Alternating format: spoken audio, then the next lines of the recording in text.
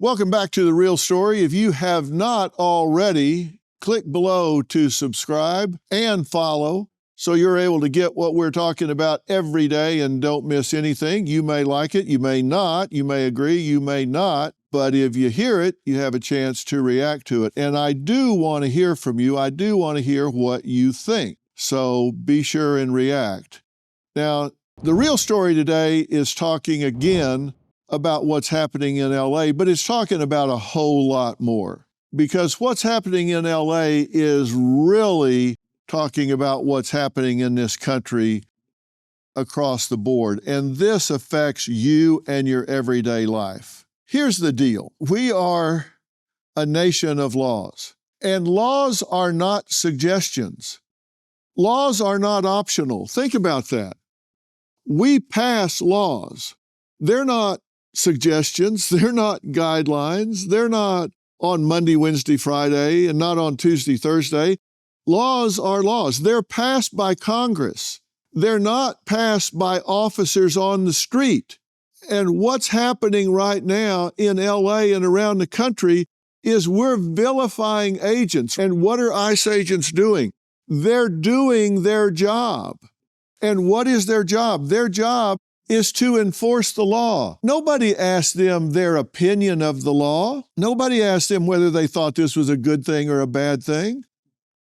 Did you know that almost half of all border agents are Hispanic? Nobody asked them what they thought. The laws come from the legislature. Now, the mainstream media is ignoring the facts. They're not telling you what's really going on. Let me tell you what was going on in LA. These are the facts. This wasn't an ICE operation. This was an interagency operation. They were executing a search warrant, and the search warrant came from a federal judge. Now, what do you do to get a federal judge to issue a search warrant? You have to present a massive amount of evidence so you can establish probable cause to get a search warrant. So a federal judge has to take all of this evidence into consideration and see whether or not there's probable cause to issue a warrant that allows agents to go into a home or a residence or a vehicle or whatever and search to see if there is wrongdoing going on. Now, that's exactly what happened here. And the allegations were that there was a company in LA that had undervalued imports by $80 million, had underpaid tariffs $15 million, which resulted in IRS issues because of this undervaluing. So we're talking about probably an alleged $100 million plus that had been underpaid to the federal government. Now, as part of that, ICE did their investigation and determined that there were illegal immigrants working in this company, probably underpaid, maybe not filing proper tax returns, I don't know, but that was part of what was there. So there was information that has been available, but you haven't heard anybody talking about that. This was pursuant to laws passed by the legislature. People that you elected passed these laws. A federal judge issued a search warrant that was executed on this business. Do you think anybody asked a single FBI agent, ICE agent, U.S. Marshal, ATF agent, police officer, anybody what they thought about it? Hell no, nobody asked them what they thought. But yet people are attacking them, throwing rocks at their heads, burning their vehicles. They didn't get a vote. The rule of law can never cave to the will of a street mob burning cars and hurling rocks. This is not a negotiation for justice. It's a demand for surrender. What do you think happens if that occurs? This was not a peaceful protest, which is the right of every citizen. You, me, every one of us has the right to peacefully protest. But if you veto law by mob intimidation, you have chaos. You have a breakdown of civilization. Riot is not rhetoric. That is not free speech. That's behavior, and that's against the law. That's destruction of property. That's assault. What you have here is law enforcement versus ideology, which is great if the ideology is yours, right? But what if it's not? What if the next time it's not your ideology? And why are they not protesting to Congress? The congressmen, the senators who you elected, where are they now? They voted for these rules. They voted for these laws. Where are they now? We've actually got congressmen who are saying they are going to dox ICE agents. They're saying these masked men are coming in as though they're mysterious. No, they're not showing their faces because they're afraid people are going to come to their houses and hurt their children. The mainstream cloak this as compassion. Those people are our neighbors, our coworkers, our classmates, our friends, our parishioners, fellow parishioners in churches. They are part of the fabric of the city of Los Angeles. No reasonable person would dispute the humanity of those coming across the border, but that does not equal immunity from the law. Among those arrested are drug traffickers, those charged with domestic violence, people shooting up houses and cars with people in them. I mean, come on. But they don't want to talk about that. This is about legal versus illegal immigration.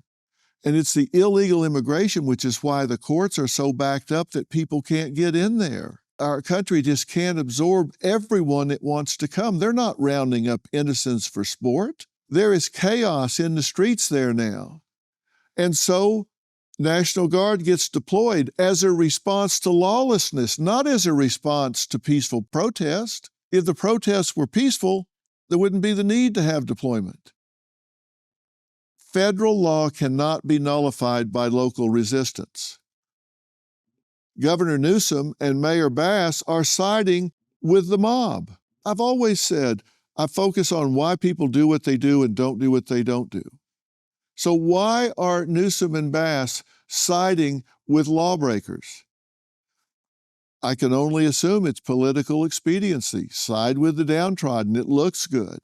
These are elected officials who swore to uphold the Constitution, to enforce the laws of the nation, yet they openly resist. Shame on them. Do your job and no troops will be required. How about the media? Why are they telling this story the way they are?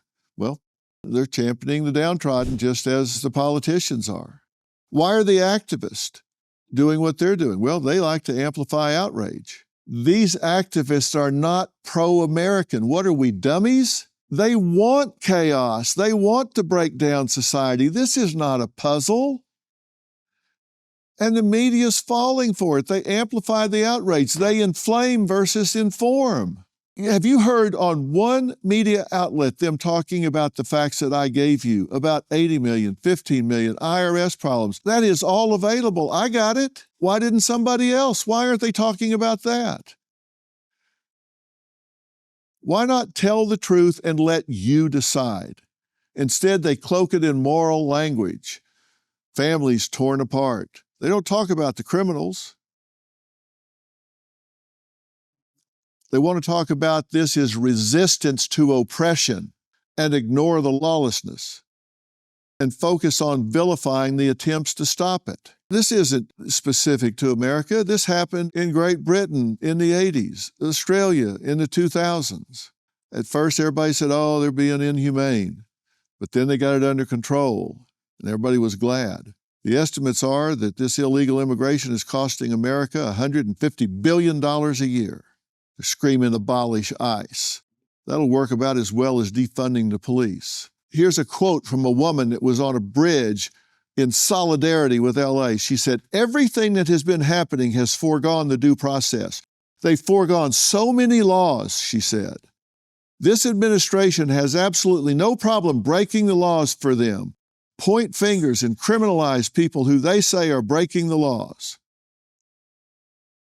She said she was originally from California, so this hit her really hard. As a matter of fact, this has been an operation enforcing the laws passed by Congress with a warrant issued from a federal judge, lawful search warrant, with agents carrying out their jobs.